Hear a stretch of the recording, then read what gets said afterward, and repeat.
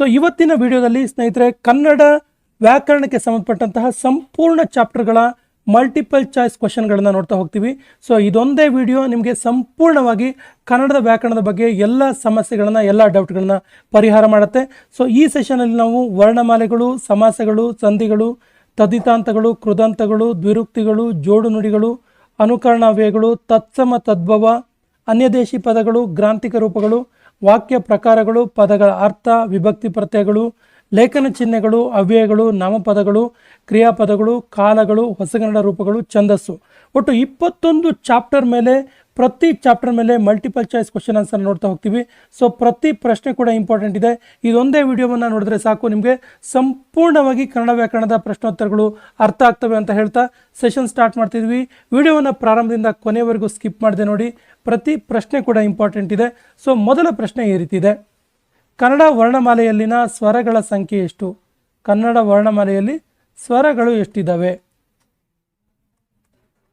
ಸರಿಯಾದ ಉತ್ತರ 13.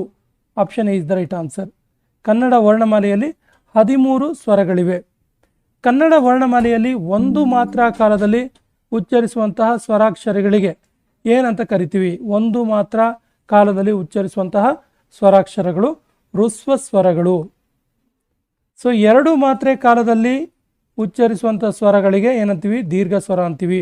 ಇನ್ನು 3 ಮಾತ್ರೆ ಕಾಲದಲ್ಲಿ ಉಚ್ಚರಿಸುವ ಸ್ವರಗಳಿಗೆ ಪ್ಲುತ ಸ್ವರ ಅಂತ ಕರಿತೀವಿ. ಸೊ 1 ಮಾತ್ರೆ ಕಾಲದಲ್ಲಿ ಉಚ್ಚರಿಸುವ ಸ್ವರಗಳು ಯಾವುದು? ಹ್ರಸ್ವ ಸ್ವರಗಳು. ತವರ್ಗದ ಅನುನಾಸಿಕ ಅಕ್ಷರ ಯಾವುದು? ತವರ್ಗದ ಕೊನೆಯಲ್ಲಿ ಬರುವಂತಹ ಅಕ್ಷರ ಅದು ಅನುನಾಸಿಕ ಅಕ್ಷರ. ಈ ಅನುನಾಸಿಕ ಅಕ್ಷರ ಯಾವುದು ಅಂತ ಕೇಳಿದ್ರೆ ಸರಿ ಉತ್ತರ ನ. ತಾತ ದಾದ ನ ಬರುತ್ತಲ್ಲ, ನ ಇದು ತವರ್ಗದ ಅನುನಾಸಿಕ ಅಕ್ಷರ. ಪ ಮತ್ತೆ ಭ ಇದೆಯಲ್ಲ, ಫ ಮತ್ತೆ ಭ, ಫ ಮತ್ತೆ ಭ ಇವು ಯಾವ ಅಕ್ಷರಗಳಾಗಿವೆ? ಸರಿಯಾದ ಉತ್ತರ ಇವು ಮಹಾಪ್ರಾಣಗಳು, ಮಹಾಪ್ರಾಣಾಕ್ಷರಗಳಾಗಿವೆ. ಅದೇ ನಾವು ಪ ಮತ್ತೆ ಬ ಕೊಟ್ಟಿದ್ರೆ ಅಲ್ಪ ಪ್ರಾಣ ಹೇಳಬೇಕಿತ್ತು. ಸೊ ಫ ಮತ್ತು ಬ ಮಹಾಪ್ರಾಣ ಅಕ್ಷರಗಳು. ಒಂದು ವ್ಯಂಜನಕ್ಕೆ ಒಂದು ಸ್ವರ ಸೇರಿ ಆಗುವ ಅಕ್ಷರ ಯಾವುದು? ಸರಿಯಾದ ಉತ್ತರ ಗುಣಿತಾಕ್ಷರ. ಉದಾಹರಣೆಗೆ ಕ ಪ್ಲಸ್ ಇ, ಕಿ, ಕಾಗುಣಿತ ಅಂತ ನಾವು ಕರಿತೀವಲ್ಲ, ಕ ಪ್ಲಸ್ ರು, ಕ್ರು, ಕ ಪ್ಲಸ್ ಎ, ಕೆ, ಇವು ಗುಣಿತಾಕ್ಷರಗಳು ಅಥವಾ ಕಾಗುಣಿತ ಅಂತ ಕರೆಸ್ಕೊಳ್ಳುತ್ತೆ. ಸೊ ಮೊದಲೆರಡು ಪದಗಳಿಗೆ ಇರುವ ಸಂಬಂಧದಂತೆ ಮೂರನೇ ಪದಕ್ಕೆ ಸರಿ ಸಂಬಂಧ ಹೊಂದುವ ಪದವನ್ನು ಬರೆಯಿರಿ. ಸ್ವರಗಳು 13 ಇದೆ. ಹಾಗಾದರೆ ಯೋಗವಾಹಗಳು ಎಷ್ಟಿದೆ? ಸೊ ಯೋಗವಾಹಗಳು 2 ಇರೋದು. ಯಾವುದ್ಯಾವುದು? ಅನುಸ್ವಾರ ಮತ್ತು ವಿಸರ್ಗ. ಅನುಸ್ವಾರ ಮತ್ತು ವಿಸರ್ಗ ಅಮ್ಮಹದಲ್ಲಿ ಬರುತ್ತಲ್ಲ, ಅಮ್ಮಹದಲ್ಲಿ ಬರುವಂಥ ಇವೆರಡು ಅನುಸ್ವಾರ ಮತ್ತು ವಿಸರ್ಗಗಳು ಯೋಗವಾಹಗಳು 2. ಮ ಭಾವರ್ಗಕ್ಕೆ ಸೇರಿದ್ರೆ ಞ ಯಾವ ವರ್ಗಕ್ಕೆ ಸೇರುತ್ತೆ? ಈ ಅನುನಾಸಿಕ ಅಕ್ಷರ ಯಾವ ವರ್ಗಕ್ಕೆ ಸೇರುತ್ತೆ? ಸರಿಯಾದ ಉತ್ತರ ಕ ವರ್ಗ. ಕ ವರ್ಗಕ್ಕೆ ಸೇರುವಂಥದ್ದು. ಕ ದ ಬ ಅಲ್ಪ ಪ್ರಾಣವಾದರೆ ಘ ಢ ಥ, ಘ ಢ ಥ ಈ ಅಕ್ಷರಗಳು ಯಾವುದು? ಮಹಾಪ್ರಾಣಾಕ್ಷರಗಳು, ಮಹಾಪ್ರಾಣಾಕ್ಷರಗಳಾಗಿವೆ ಇವು. ಬಾ ಅನ್ನೋದು ಗುಣಿತಾಕ್ಷರವಾದರೆ ದ ಅನ್ನೋದು ಯಾವ ರೀತಿಯ ಅಕ್ಷರ? ಸರಿ ಉತ್ತರ ಇದು ಒತ್ತಕ್ಷರ. ಸೊ ಒತ್ತಕ್ಷರಕ್ಕೆ ಇನ್ನೊಂದು ಹೆಸರು ಕೂಡ ಕರಿತೀವಿ, ಏನು? ಸಂಯುಕ್ತಾಕ್ಷರ.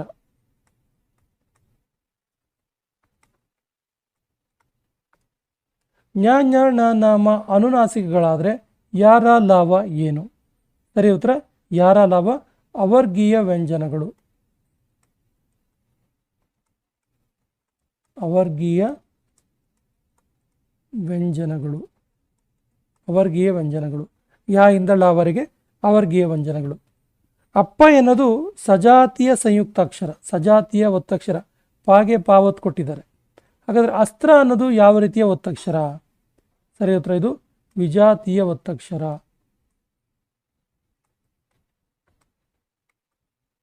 ವಿಜಾತೀಯ ಒತ್ತಕ್ಷರ.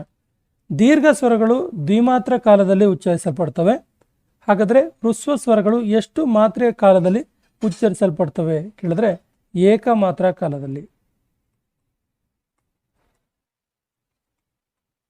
ಏಕಮಾತ್ರ ಕಾಲ ಅಥವಾ ಒಂದು ಮಾತ್ರೆ ಕಾಲದಲ್ಲಿ ಉಚ್ಚರಿಸಲ್ಪಡ್ತವೆ ಹ್ರಸ್ವ ಸ್ವರಗಳು. ಕ ಗ ಅನ್ನುವಂಥದ್ದು ಅಲ್ಪ ಪ್ರಾಣಾಕ್ಷರಗಳಾದರೆ ಛ ಝ ಅನ್ನುವಂಥದ್ದು ಯಾವ ಅಕ್ಷರಗಳಾಗಿವೆ? ಇವು ಮಹಾಪ್ರಾಣಾಕ್ಷರಗಳು.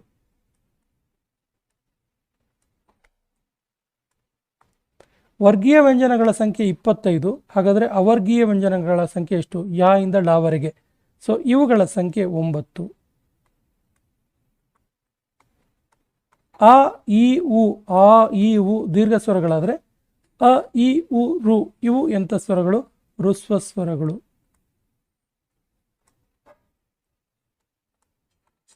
ಸ್ನೇಹಿತರೆ, ನಾವು ಆಗಲೇ ಹೇಳಿದಾಗೆ ಈ ಒಂದು ಸೆಷನ್ ನಾವು ಚಾಪ್ಟರ್ ವೈಸ್ ಕ್ವಶನ್ ಆನ್ಸರ್ನ ಸಾಲ್ವ್ ಮಾಡ್ತಾ ಹೋಗ್ತೀವಿ.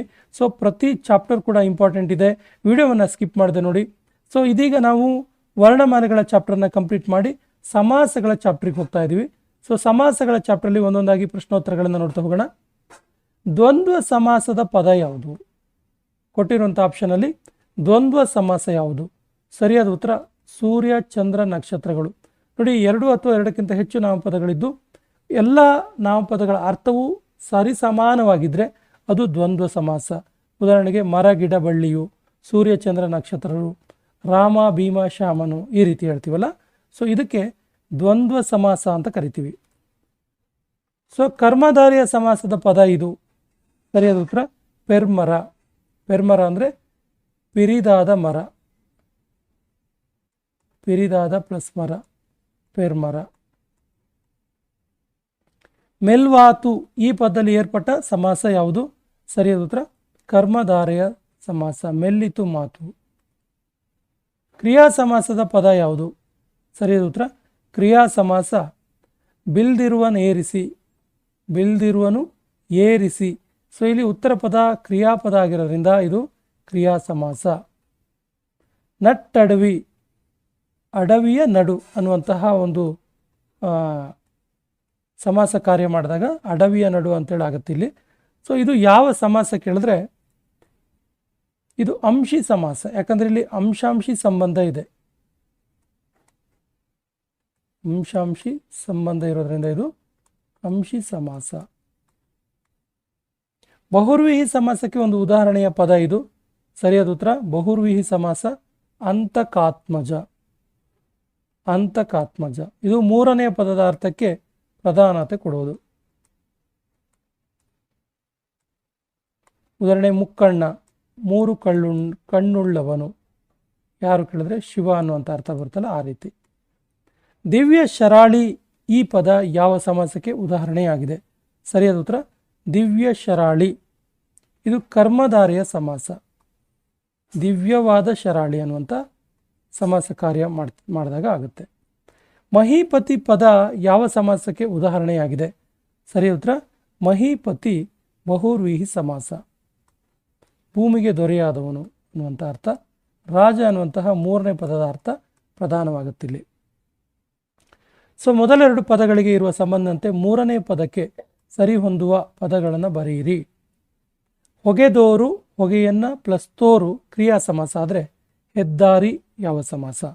ಸೊ ಹೆದ್ದಾರಿ ಕರ್ಮಧಾರೆಯ ಸಮಾಸ.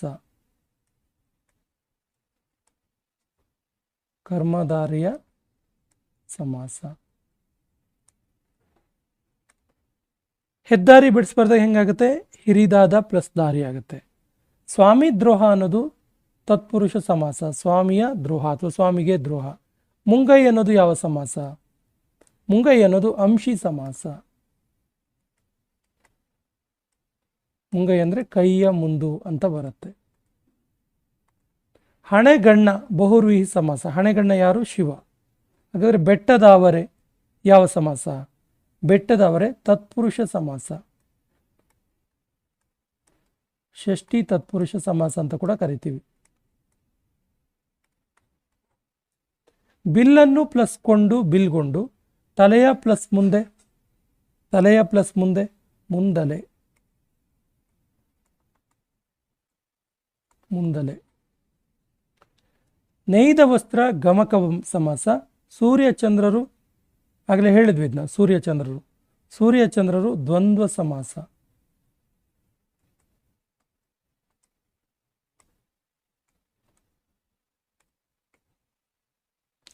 ನಾಣಿಲಿ ಅನ್ನೋದು ಬಹುವ್ರೀಹಿ ಸಮಾಸ ಆದರೆ ಪೂದೋಟ ಅನ್ನೋದು ಯಾವ ಸಮಾಸ? ಪೂದೋಟ ತತ್ಪುರುಷ ಸಮಾಸ, ಹೂವಿನ ಪ್ಲಸ್ ತೋಟ.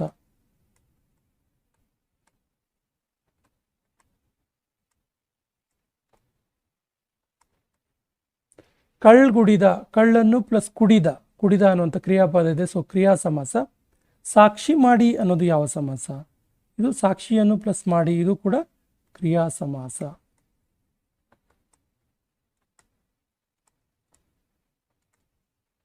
ದೈವಭಕ್ತಿ, ದೈವದ ಪ್ಲಸ್ ಭಕ್ತಿ, ದೈವಭಕ್ತಿ ತತ್ಪುರುಷ ಸಮಾಸ.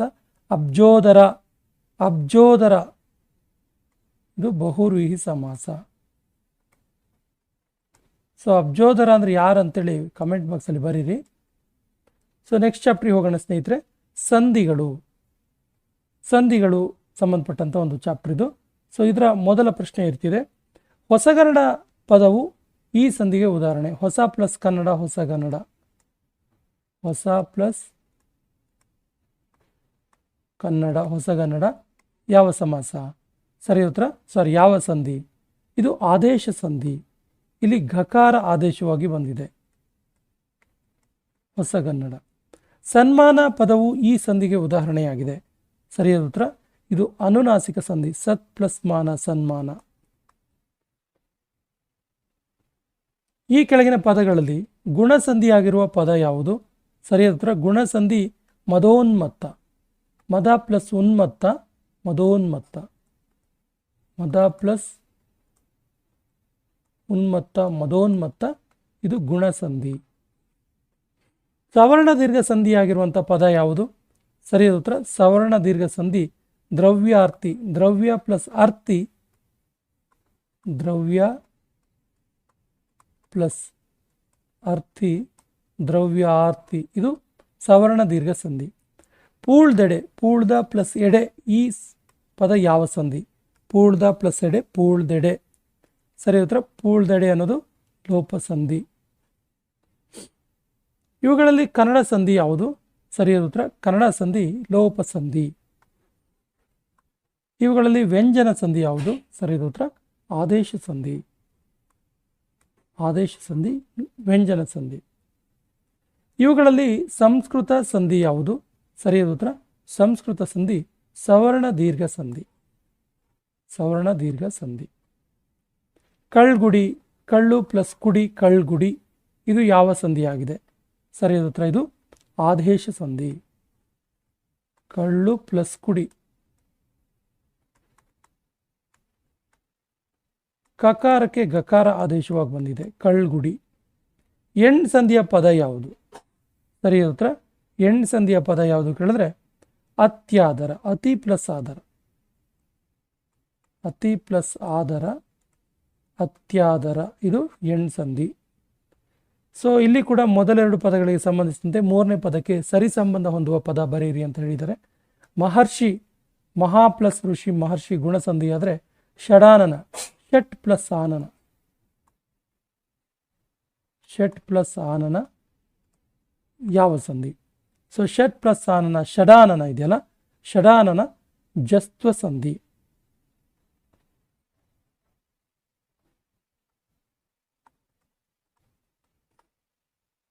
ಒಮ್ಮೊಮ್ಮೆ ಲೋಪಸಂಧಿ ಆದರೆ ಹೊಸಗಾಲ ಇದು ಯಾವ ಸಂಧಿ?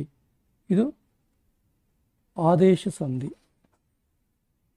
ಆದೇಶ ಸಂಧಿ. ಇನ್ನು ತದ್ದಿತಾಂತಗಳು ಮತ್ತು ಕೃದಂತಗಳು. ವರ್ತಮಾನ ಕೃದಂತ ನಾಮಕ್ಕೆ ಈ ಪದವು ಉದಾಹರಣೆಯಾಗಿದೆ. ವರ್ತಮಾನ ಕೃದಂತ ನಾಮ. ಸರಿಯಾದ ಉತ್ತರ, ಬರೆಯುವ. ನೋಟ ಎಂಬುದು ಈ ವ್ಯಾಕರಣ ಅಂಶವಾಗಿದೆ. ಸರಿಯಾದ ಉತ್ತರ, ಕೃದಂತ ಭಾವನಾಮ. ಇವುಗಳಲ್ಲಿ ಕೃದಂತಾವ್ಯಕ್ಕೆ ಉದಾಹರಣೆಯಾದ ಪದ ಯಾವುದು?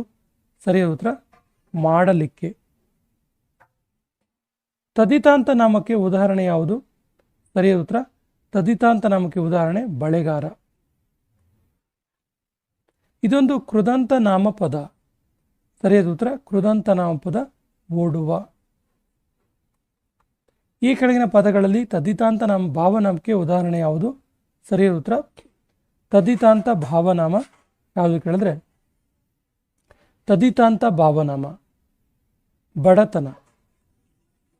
ತದಿತಾಂತ ನಾಮಪದ ಯಾವುದು? ಸರಿ ಉತ್ತರ, ವಾಚಾಳಿ. ತದ್ಧಿತಾಂತ ಅವ್ಯಯಕ್ಕೆ ಉದಾಹರಣೆ ಯಾವುದು? ಸೊ ತದ್ಧಿತಾಂತ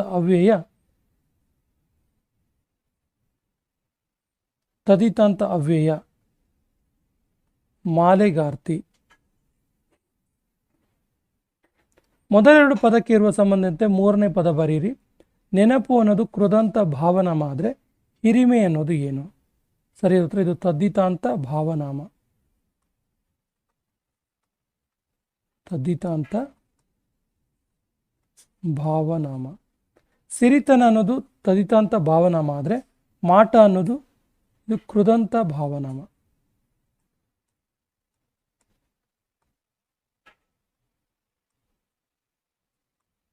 ನಡೆಯುತ್ತಾ ಕೃದಂತ ಅವ್ಯಯವಾದರೆ ಪಟ್ಟಣದವರೆಗೆ ಇದು ಯಾವ ಪದ?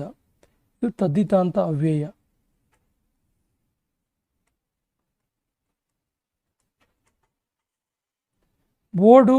ಓಡುವುದರ ಭಾವ ಓಟ. ನೆನೆ ಇದರ ಭಾವ ನೆನಪು.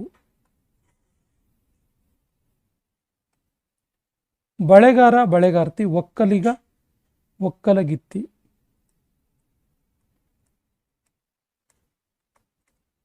ಅಂಜಿಕೆ ಕೃದಂತ ಭಾವನಾಮ. ಜಾಣ್ಮೆ ತದ್ಧಿತಾಂತ ಭಾವನಾಮ. ತದ್ಧಿತಾಂತ ಭಾವನಾಮ. ಬಾಳಿದ ಅನ್ನೋದು ಭೂತ ಕೃದಂತ. ಓಡದ ಅನ್ನೋದು ನಿಷೇಧ ಕೃದಂತ. ನಿಷೇಧ ಕೃದಂತ. ದ್ವಿರುಕ್ತಿ ಜೋಡಿ ನುಡಿ ಅನುಕರಣವ್ಯಯ ತತ್ಸಮ ತದ್ಭವಕ್ಕೆ ಸಂಬಂಧಪಟ್ಟಂತಹ ಒಂದು ಚಾಪ್ಟರ್ ಇದು.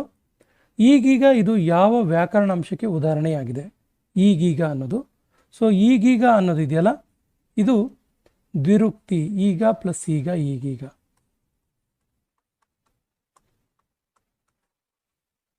ಈ ಪದಗಳಲ್ಲಿ ದ್ವಿರುಕ್ತಿ ಪದವನ್ನು ಗುರುತಿಸಿ. ಸರಿಯಾದ ಉತ್ತರ ಬೇಗ ಬೇಗ. ಅನುಕರಣವ್ಯಯಕ್ಕೆ ಉದಾಹರಣೆ ಯಾವುದು? ಸರಿಯಾದ ಉತ್ತರ ಧಗ ಧಗ. ಜೋಡು ನುಡಿಗೆ ಉದಾಹರಣೆಯಾದ ಪದ ಯಾವುದು? ಸರಿಯಾದ ಉತ್ತರ ಸತಿಪತಿ. ಸತಿಪತಿ ಜೋಡು ನುಡಿ. ಅಮೃತ ಪದದ ತದ್ಭವ ರೂಪ ಯಾವುದು? ಸರಿಯಾದ ಉತ್ತರ ಅಮರ್ದು. ಅಮರ್ದು. ಬೆನ್ನತ್ತಿ ಇದು ಈ ವ್ಯಾಕರಣಾಂಶಕ್ಕೆ ಉದಾಹರಣೆಯಾಗಿದೆ. ಸರಿಯಾದ ಉತ್ತರ ದ್ವಿರುಕ್ತಿ. ಸೊ ಇಲ್ಲಿ ಕೂಡ ಮೊದಲೆರಡು ಪದಕ್ಕೆ ಸಂಬಂಧಿಸಿದಂತೆ ಮೂರನೇ ಪದಕ್ಕೆ ಸರಿ ಹೊಂದುವ ಪದ ಬರೆಯಿರಿ ಅಂತ ಹೇಳಿದರೆ, ವಿಜ್ಞಾನ ಭಿನ್ನಾಣ ಆದರೆ ವ್ಯಾಪಾರಿ ಬೇಹಾರಿ ಆಗುತ್ತೆ. ವ್ಯಾಪಾರಿ ಬೇಹಾರಿ. ವಂಶ ಬಂಚ ಚೀರ ಸೀರೆ. ಕರಿನರೆ ಅನ್ನೋದು ಜೋಡಿ ನುಡಿ ಆದರೆ ಇರುಳು ಅನ್ನೋದೇನು? ಸೊ ಇರುಳು ಅನ್ನೋದು ದ್ವಿರುಕ್ತಿ. ಹಾಲ್ಜೇನು ಜೋಡು ನುಡಿ ಆದರೆ ಗುಜುಗುಜು.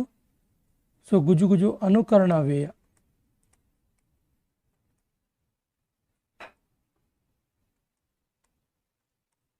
ನಟ್ಟ ನಡುವೆ ದ್ವಿರುಕ್ತಿ ಆದರೆ ಕರಿನರೆ.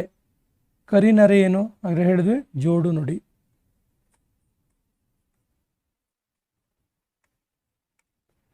ಕಟ್ಟ ಕಡೆಗೆ ಕಡೆಗೆ ಅಂತೇಳಿ ನಾವು ಬಿಡಿಸ್ಬಾರ್ದ್ರೆ ಮೊತ್ತ ಮೊದಲು. ಇದು ಹೆಂಗೆ ಬಿಡಿಸ್ಬರ್ತೀವಿ? ಮೊದಲು ಪ್ಲಸ್ ಮೊದಲು.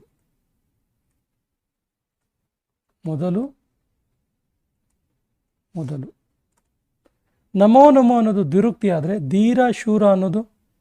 ಸೊ ಧೀರ ಶೂರ ಅನ್ನೋದು ಜೋಡು ನುಡಿ.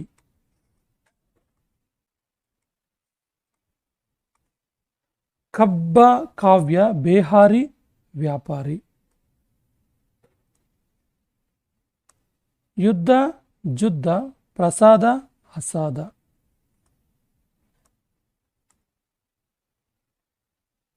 ಅನ್ಯದೇಶೀಯ ಪದಗಳು, ಗ್ರಾಂಥಿಕ ರೂಪ, ಕಾವ್ಯ ವಾಕ್ಯ ಪ್ರಕಾರಗಳು, ಪದಗಳ ಅರ್ಥ, ವಿಭಕ್ತಿ ಪ್ರತ್ಯಯಗಳಿರುವಂತಹ ಒಂದು ಚಾಪ್ಟರ್ ಇದು. ಅನ್ಯದೇಶಿ ಪದಗಳು, ಗ್ರಾಂಥಿಕ ರೂಪ, ವಾಕ್ಯ ಪ್ರಕಾರಗಳು, ಪದಗಳ ಅರ್ಥ, ವಿಭಕ್ತಿ ಪ್ರತ್ಯಯಗಳು. ಸೊ ಪರ್ಷಿಯನ್ ಭಾಷೆಯ ಪದ ಯಾವುದು? ಕೊಟ್ಟಿರುವಂಥ ಆಪ್ಷನಲ್ಲಿ ಪರ್ಷಿಯನ್ ಭಾಷೆಯ ಪದ ದಿವಾನ. ಅಜಮಾಯಿಸಿ ಅನ್ನೋದು ಯಾವ ಭಾಷೆಯಿಂದ ಕನ್ನಡಕ್ಕೆ ಬಂದಿದೆ? ಸರಿಯಾದ ಉತ್ತರ ಅಜಮಾಯಿಸಿ. ಇದು ಪರ್ಷಿಯನ್ ಭಾಷೆಯಿಂದ ಬಂದಿರುವಂಥದ್ದು. ಒಂದು ಅಥವಾ ಅನೇಕ ವಾಕ್ಯಗಳು ಒಂದು ಪ್ರಧಾನ ವಾಕ್ಯಕ್ಕೆ ಅಧೀನವಾಗಿದ್ದರೆ ಅದು ಯಾವ ರೀತಿಯ ವಾಕ್ಯ? ಸರಿಯಾದ ಉತ್ತರ ಅದು ಮಿಶ್ರ ವಾಕ್ಯ. ಕಳುವ್ಯಾರೆ ಈ ಪದದ ಗ್ರಾಂಥಿಕ ರೂಪ ಏನು? ಸೊ ಕಳುವ್ಯಾರೆ ಪದದ ಗ್ರಾಂಥಿಕ ರೂಪ ಏನು ಕೇಳಿದ್ರೆ ಕಳುವ್ಯಾರೆ, ಇದರ ಗ್ರಾಂಥಿಕ ರೂಪ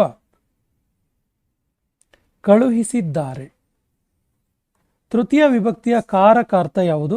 ಸರಿಯಾದ ಉತ್ತರ ತೃತೀಯ ವಿಭಕ್ತಿಯ ಕಾರಕಾರ್ಥ ಕರಣ. ಸಂಪ್ರದಾನ, ಅಪದಾನ,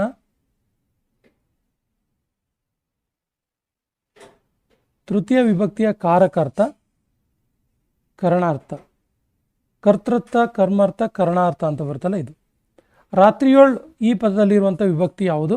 ಸರಿಯಾದ ಉತ್ತರ ಸಪ್ತಮಿ ವಿಭಕ್ತಿ ಪ್ರತ್ಯಯ ಒಳ್.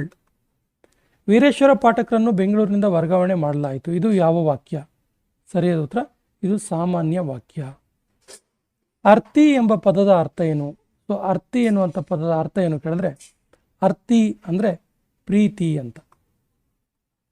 ಲೋಕದೊಳ್ ಇಲ್ಲಿರುವಂತಹ ವಿಭಕ್ತಿ ಯಾವುದು? ಸೊ ಲೋಕದೊಳ್ ಇಲ್ಲಿರುವ ವಿಭಕ್ತಿ ಸಪ್ತಮಿ ವಿಭಕ್ತಿ. ಸ್ವತಂತ್ರ ವಾಕ್ಯಗಳಾಗಿ ನಿಲ್ಲಬಲ್ಲ ಅನೇಕ ಉಪವಾಕ್ಯಗಳೊಡನೆ ಒಂದು ಪೂರ್ಣಾಭಿಪ್ರಾಯದ ವಾಕ್ಯವಾಗಿದ್ದರೆ ಅದು ಯಾವ ರೀತಿಯ ವಾಕ್ಯ? ಸರಿಯಾದ ಉತ್ತರ ಅದು ಸಂಯೋಜಿತ ವಾಕ್ಯ. Option D is the right answer, ಸಂಯೋಜಿತ ವಾಕ್ಯ. ಸೊ ಮೊದಲೆರಡು ಪದಗಳಿಗೆ ಸಂಬಂಧಿಸಿದಂತೆ ಮೂರನೇ ಪದಕ್ಕೆ ಸರಿ ಹೊಂದುವ ಪದವನ್ನು ಬರೀರಿ. ದಾಖಲೆ ಅನ್ನೋದು ಉರ್ದು ಪದವಾದರೆ ಅನಾನಸ್ಸು ಅನ್ನೋದು ಯಾವ ಭಾಷೆಯ ಪದ? ಇದು ಪೋರ್ಚುಗೀಸ್. ತುಂಬ ಸರಿ ಕೇಳಿದರೆ ಈ ಪದವನ್ನು ಗಮನಿಸಿ.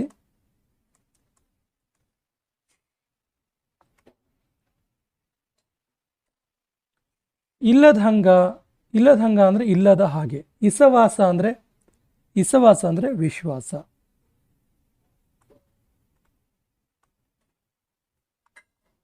ಉಪಾಸನೆ ಅಂದರೆ ಪೂಜೆ. ವಾಜಿ ಅಂದರೆ ಕುದುರೆ ಅಥವಾ ಹಯ.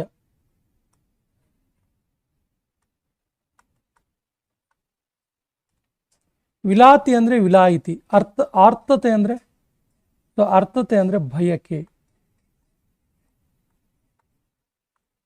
ಮನೆಯನ್ನು ದ್ವಿತೀಯ ವಿಭಕ್ತಿ ಪ್ರತ್ಯಯ. ಮರದಲ್ಲಿ ಸಪ್ತಮಿ ವಿಭಕ್ತಿ ಪ್ರತ್ಯಯ. ಒಳ್ ಎನ್ನುವುದು ಸಪ್ತಮಿ ವಿಭಕ್ತಿ ಪ್ರತ್ಯಯವಾದರೆ ಅತ್ತಣಿಂ ಅನ್ನೋದು ಪಂಚಮಿ ವಿಭಕ್ತಿ ಪ್ರತ್ಯಯ. ಪ್ರಥಮ ಕರ್ತೃಕಾರಕ ಷಷ್ಠಿ ಸಂಬಂಧಕಾರಕ.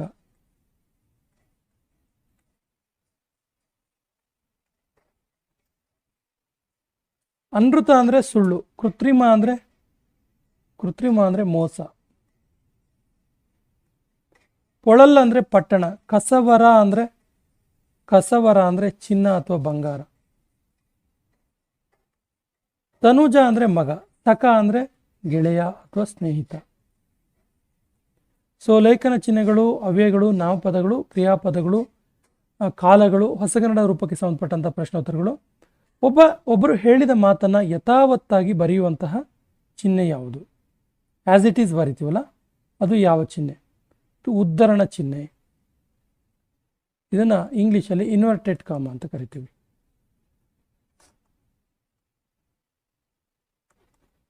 ಅಯ್ಯೋ ಹೀಗಾಗಬಾರ್ದಿತ್ತು, ಈ ವಾಕ್ಯದಲ್ಲಿ ಬಳಕೆಯಾಗಿರುವ ಲೇಖನ ಚಿಹ್ನೆ ಯಾವುದು? ಸೊ ಇದು ಭಾವಸೂಚಕ ಚಿಹ್ನೆ. ಲೇಖನ ಚಿಹ್ನೆ ಭಾವಸೂಚಕ ಚಿಹ್ನೆ. ಕ್ರಿಯಾರ್ಥಕ ಅವ್ಯಯವನ್ನು ಸೂಚಿಸುವ ಪದ ಯಾವುದು? ಸರಿಯಾದ ಉತ್ತರ ಸಾಕು. ಆತ್ಮಾರ್ಥಕ ಸರ್ವನಾಮ ಯಾವುದು? ಸರಿಯಾದ ಉತ್ತರ ತಾವು, ತಮ್ಮದು, ಇವು. ಅನ್ವರ್ಥ ನಾಮಕ್ಕೆ ಉದಾಹರಣೆ ಯಾವುದು? ಸರಿಯಾದ ಉತ್ತರ ವ್ಯಾಪಾರಿ.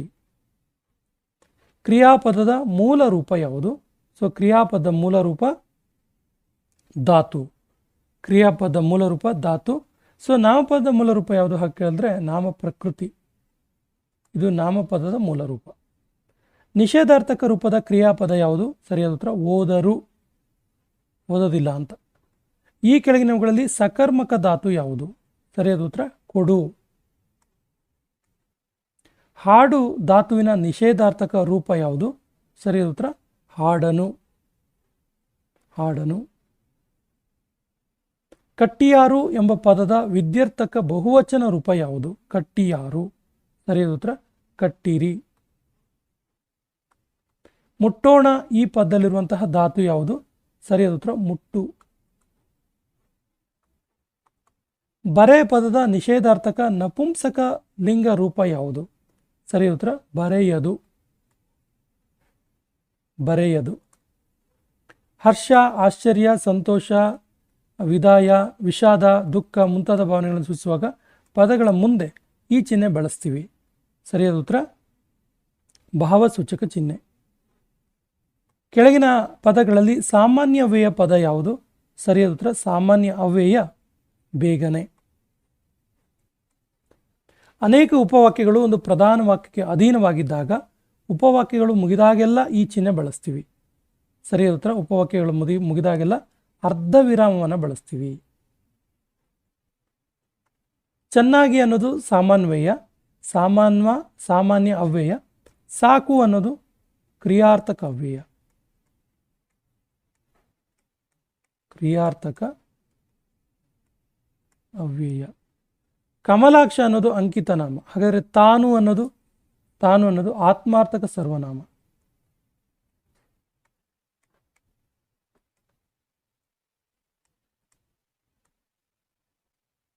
ತಿನ್ನಲಿ ಅನ್ನೋದು ವಿದ್ಯಾರ್ಥಕ. ಹಾಗಾದರೆ ಮಾಡನು ಅನ್ನೋದು ಮಾಡನು ನಿಷೇಧಾರ್ಥಕ.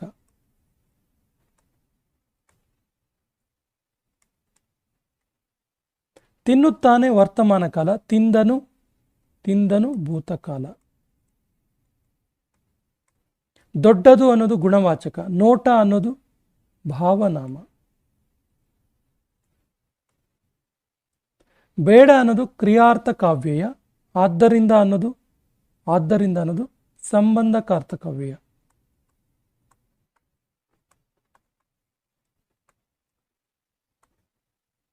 ನದಿ, ಪರ್ವತ ಅನ್ನೋದು ರೂಢನಾಮ. ವ್ಯಾಪಾರಿ ವಿಜ್ಞಾನಿ ಅನ್ನೋದು ಅನ್ವರ್ಥನಾಮ.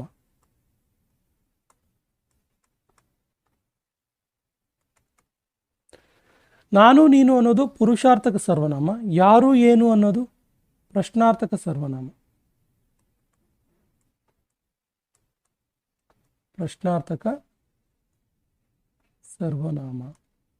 ಅಷ್ಟು ಅನ್ನೋದು ಪರಿಮಾಣವಾಚಕ. 12 ಅನ್ನೋದು ಸಂಖ್ಯಾವಾಚಕ.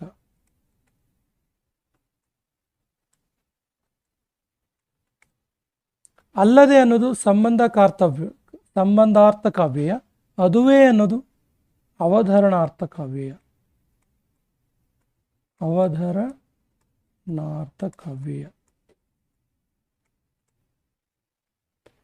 ಬಿಡಿಸದಿರ್ದೊಡೆ ಅಂದರೆ ಬಿಡಿಸದಿದ್ದರೆ. ಪಸುರ್ಗೆ ಅಂದರೆ ಹಸುರಿಗೆ.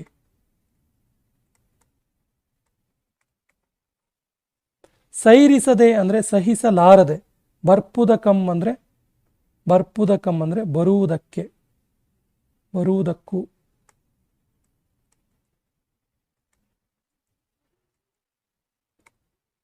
ತಿಂದೆನು ಅಂದರೆ ಭೂತಕಾಲ. ತಿನ್ನುವನು ಅಂದರೆ ಭವಿಷ್ಯತ್ ಕಾಲ.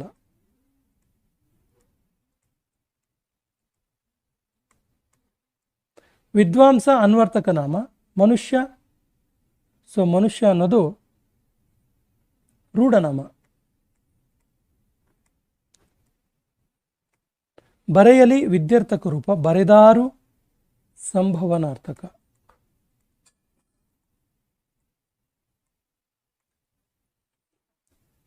ಇನ್ನು ಛಂದಸ್ಸಿಗೆ ಸಂಬಂಧಪಟ್ಟಂತಹ ಪ್ರಶ್ನೆಗಳು. ಛಂದಸ್ಸು ನೋಡ್ತಾ ಹೋಗೋಣ. ಕಂದ ಪದ್ಯದಲ್ಲಿರುವ ಪಾದಗಳ ಸಂಖ್ಯೆ ಎಷ್ಟು? ಸರಿಯಾದ ಉತ್ತರ 4 ಪಾದಗಳು.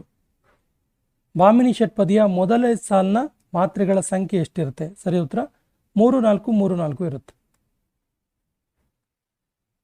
3 4 3 4 ಇರುತ್ತೆ ಭಾಮಿನಿ ಷಟ್ಪದಿಯಲ್ಲಿ. ಅಕ್ಷರಗಳ ಗಣ ಹೊಂದಿರುವ ಛಂದಸ್ಸು ಯಾವುದು? ಸರಿಯಾದ ಉತ್ತರ ವೃತ್ತಗಳು. ಗುರುಲಘು ಮೊದಲಿರೆ ಭಯಗಣ. ಗುರು ಒಂದಾದಿಯೊಳ್ ಉತ್ಪಲಂ. ಗುರು ಮೊದಲ 3 ಶಾರ್ದೂಲಮ. ಮೊದಲೆರಡು ಪದಕ್ಕೆ ಸಂಬಂಧಿಸಿದ 3ನೇ ಪದವನ್ನು ಬರೆಯಿರಿ. ಕಂದ ಪದ್ಯ 4 ಸಾಲು. ಷಟ್ಪದಿ ಹೆಸರಲ್ಲೇ ಇದೆ 6 ಸಾಲು. ಷಟ್ ಅಂದರೆ 6. ಗುರುಲಘು 3 ಮನಗಣ. ಗುರುಲಘು ಕೊನೆಯಿರೆ ಗುರು ಲಘು ಕೊನೆ ಇರೆ ಸತಗಣ. ಕಂದ ಪದ್ಯ ಮಾತ್ರಗಣ. ಉತ್ಪಲ ಮಾಲಾ ವೃತ್ತ ಅಕ್ಷರಗಣ. ವೃತ್ತಗಳು ಅಕ್ಷರಗಣಗಳು. ಅಕ್ಷರ ಭಗಣ ಬಲ್ಗಯ್ಯ ಬಲ್ಗಯ್ಯ ಬಲ್ಗಯ್ಯ ತಗಣ. ಲಘುದ್ವಯ ತ್ರಿಗುರುವಿಂದಕ್ಕೂ ಮಹಾಸ್ರಗ್ಧರ. ಲಘು ನಾಲ್ಕಾಗಿರೆ ಚಂಪಕಮಾಲ.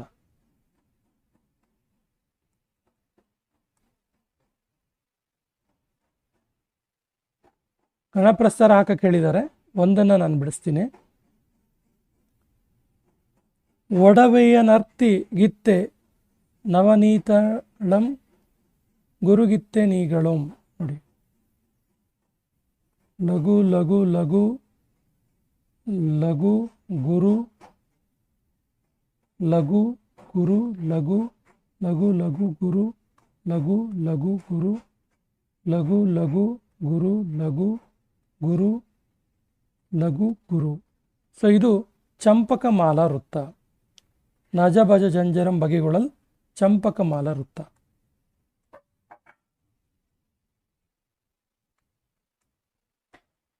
ಮೂರು ಅಕ್ಷರಗಳನ್ನು ಡಿವೈಡ್ ಮಾಡ್ತಾ ಹೋಗೋಣ.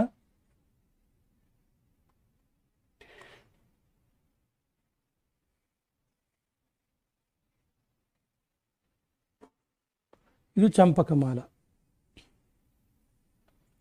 ಇನ್ನು ಅಲಂಕಾರಗಳು. ಇದೊಂದು ಶಬ್ದಾಲಂಕಾರ. ಯಾವುದು ಕೇಳಿದ್ರೆ ಅನುಪ್ರಾಸ. ನೀರೋಷ್ಟ್ಯ, ತಾಲವ್ಯ, ಏಕಾಕ್ಷರ, ದ್ವ್ಯಕ್ಷರ, ತ್ರ್ಯಕ್ಷರ, ಹಾರಬಂಧ, ಮುರುಜಬಂಧ ಇತ್ಯಾದಿ ಪ್ರಕಾರಗಳನ್ನು ಹೊಂದಿರುವ ಅಲಂಕಾರ ಯಾವುದು? ಸರಿ ಉತ್ತರ ಚಿತ್ರಕವಿತ್ವ. ಉಪಮೇಯ ಮತ್ತು ಉಪಮಾನಗಳಲ್ಲಿ ಹೋಲಿಕೆ ಇರುವ ಅಲಂಕಾರ ಯಾವುದು?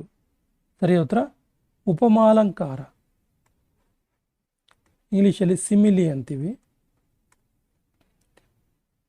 ಮರನೇರಿದ ಮರ್ಕಟನಂತೆ ಇಲ್ಲಿರುವಂತಹ ಅಲಂಕಾರ ಯಾವುದು? ಮರನೇರಿದ ಮರ್ಕಟನಂತೆ. ಉಪಮಾನ ಯಾವುದು? ಮರ್ಕಟ. ಎರಡು ಬೇರೆ ಬೇರೆ ವಾಕ್ಯಗಳಲ್ಲಿ ಅರ್ಥ ಸಾದೃಶ್ಯದಿಂದ ಬಿಂಬ ಪ್ರತಿಬಿಂಬ ಭಾವ ತೋರಿದರೆ ಅದು ಯಾವ ಅಲಂಕಾರ? ಸರಿ ಉತ್ತರ ಅದು ಶಬ್ದಾಲಂಕಾರ. ಅದು ದೃಷ್ಟಾಂತ ಅಲಂಕಾರ. ಸ್ನೇಹಿತರೆ, ಇದು ಕನ್ನಡ ವ್ಯಾಕರಣಕ್ಕೆ ಸಂಬಂಧಪಟ್ಟಂತಹ ಸಂಪೂರ್ಣ ಸೆಷನ್. ಸೊ ವಿಡಿಯೋ ಇಷ್ಟ ಆಗಿದೆ ಅಂತ ಅಂದ್ಕೊಳ್ತೀನಿ. ವಿಡಿಯೋ ಇಷ್ಟ ಆದರೆ ಲೈಕ್ ಮಾಡಿ, ನಿಮ್ಮ ಸ್ನೇಹಿತರಿಗೆ ಶೇರ್ ಮಾಡಿ. ಸ್ನೇಹಿತರೆ, ಮುಂಬರುವಂತಹ TET, police constable, teachers exam, STA, FTA ಎಕ್ಸಾಮ್ಗೋಸ್ಕರ ನಮ್ಮ ಚಾನಲಲ್ಲಿ ವಿಶೇಷವಾದ ಸರಣಿಗಳನ್ನು ಶುರು ಮಾಡಿದ್ದೀವಿ. ಇದರಲ್ಲಿ ಇತಿಹಾಸ, ಭೂಗೋಳ, ಸಂವಿಧಾನ, ವಿಶೇಷವಾಗಿ ವಿಜ್ಞಾನ, ಅರ್ಥಶಾಸ್ತ್ರ ಸರಣಿಗಳಿದ್ದಾವೆ.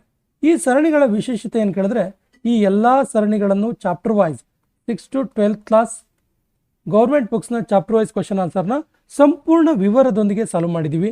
ಈ ಎಲ್ಲ ವಿಡಿಯೋಗಳ ಸದುಪಯೋಗ ಮಾಡ್ಕೊಳ್ಳಿ. ಅದ್ರ ಜೊತೆಗೆ 2025ರ complete current affairs, monthly wise current affairs ಇದೆ ಮತ್ತು ಇಂಪಾರ್ಟೆಂಟ್ ಟ್ರೆಂಡಿಂಗ್ ಟಾಪಿಕ್ಗಳ ಕರೆಂಟ್ ಅಫೇರ್ಸ್ ಇದೆ. ಈ ಎಲ್ಲ ವಿಡಿಯೋಗಳ ಸದುಪಯೋಗ ಮಾಡ್ಕೊಳ್ಳಿ. ಮತ್ತು ನಮ್ಮ ಚಾನಲ್ ಫಸ್ಟ್ ಟೈಮ್ ನೋಡ್ತಾ ಇದ್ರೆ ಸಬ್ಸ್ಕ್ರೈಬ್ ಮಾಡೋಕ್ಕೆ ಮರಿಬೇಡಿ ಅಂತ ಹೇಳ್ತಾ ಸೆಷನ್ ಕಂಪ್ಲೀಟ್ ಮಾಡ್ತಾ ಇದ್ದೀವಿ. ಜೈ ಹಿಂದ್.